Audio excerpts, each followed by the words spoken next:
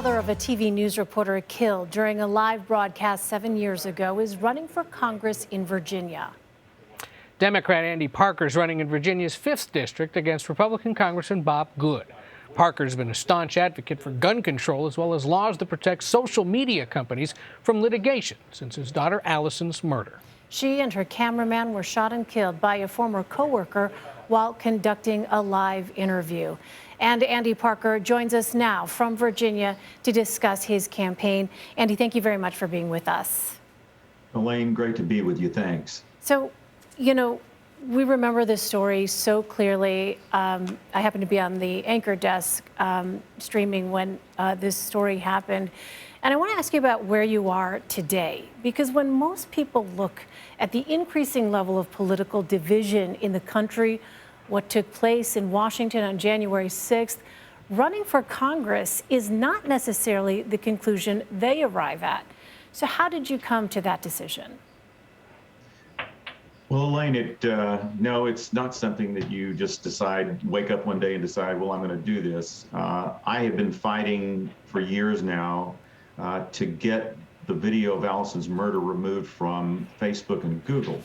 And 2 years ago, I filed a complaint with the FTC against Google, heard nothing. Last October, we filed a similar complaint against Facebook, and with a different administrator. The first one was a Trump appointee. Now we have a Biden appointee. The FTC has still said nothing, not responded to a complaint that essentially these platforms violate their own terms of service. And so I did this a week after Frances Haugen, the Facebook whistleblower, pretty much validated everything I've been saying for the last 5 years, in that these companies profit from graphic violence, from murder videos. They say that they don't, but in fact they do. And I thought, you know, I have done everything I can as a private citizen to try and fix this and remedy this, but I've really gotten as far as I can go, and that's when I decided I've got to do it from the inside. As a congressman, I want to be able to ask the FTC why they haven't responded, and moreover, I want to enact change to reform Section 230. And I'm not doing this just for me. There are other people. I just happen to be the most visible, or one of the more visible people, but there are plenty of people out there that have been harmed, and they've reached out to me since my announcement, and it's doing it for them because we have to stop this. There's so much graphic violence. Families don't want to, they want to protect their kids from graphic violence, from pornography, from abuse and harassment, and misinformation that's tearing our country apart, and it's got to stop. Andy, it's Ed O'Keefe. Thank you for joining us. You mentioned Section 230. That's the federal law that shields social media platforms from accountability in the event that content posted on their sites leads to violence. Give us a slightly more specific sense of what exactly you want to see happen, and what's your take on the existing bipartisan proposals to amend or overhaul that law?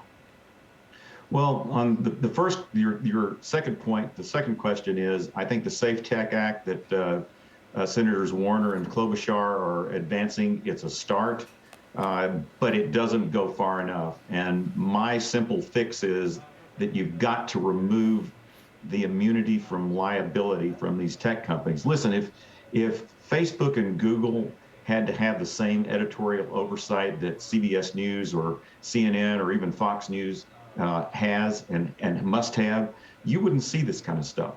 So if people are free to litigate with legitimate claims, you'll see this stuff stop. And so that's the simple solution. I think there's more to it. You know, the devil is in the details, but that's the simplest way to stop it. Andy, you mentioned going to the FTC without much luck in your efforts. I wonder what other avenues have been available to you to try to get these tech companies to take down these videos of your daughter's murder? Elaine, there is no other avenue. You know, you have to rely on their goodwill, but they have no goodwill. They do what they do because they can, and they don't care really, and they profit from it. So that is as far as you can go in terms of taking any kind of action. And it's a shame that the FTC has been so opaque. You can't get any answers or any response from them.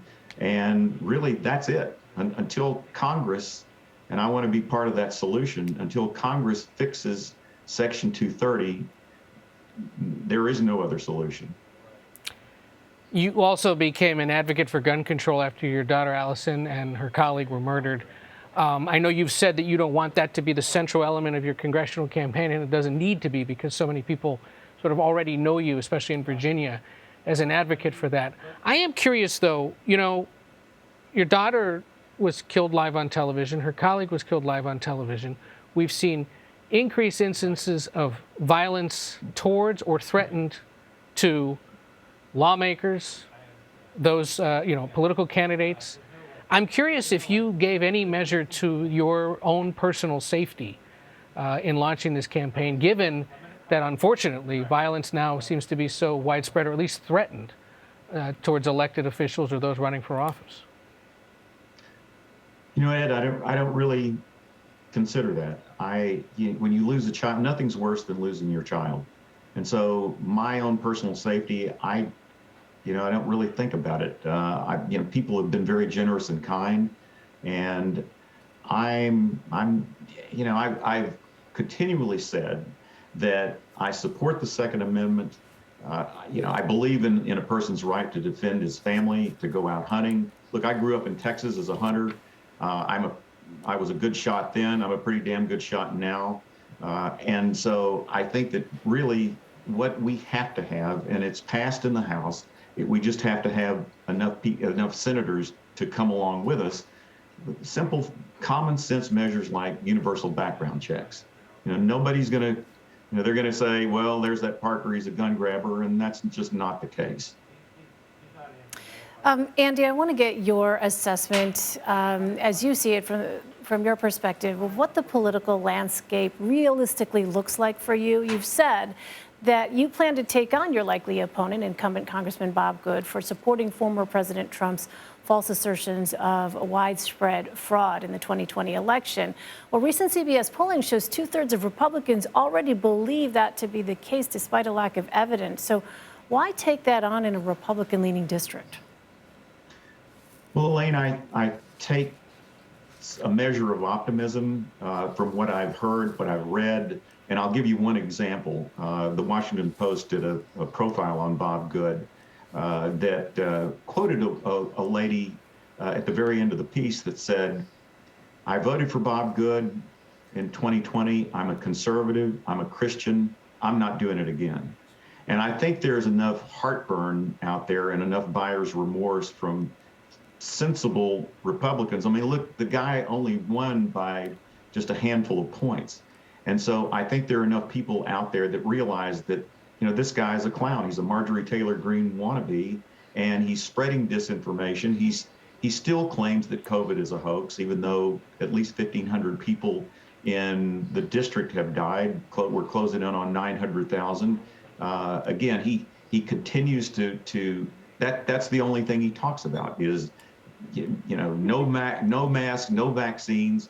And he creates this atmosphere that encourages people like this woman that showed up at the school board in Loudoun County saying, I'm coming back with guns. It's dangerous. He's creating this dangerous climate, and he's got to go. And I think there are enough people in the district that are going to say, yeah, you know what? I may not be able to vote for a Democrat, but I might just vote for Andy Parker or sit this one out, which would be the same thing. All right, Andy Parker. Andy, we are out of time, but thank you so much for joining us. Thank you for having me. I appreciate it.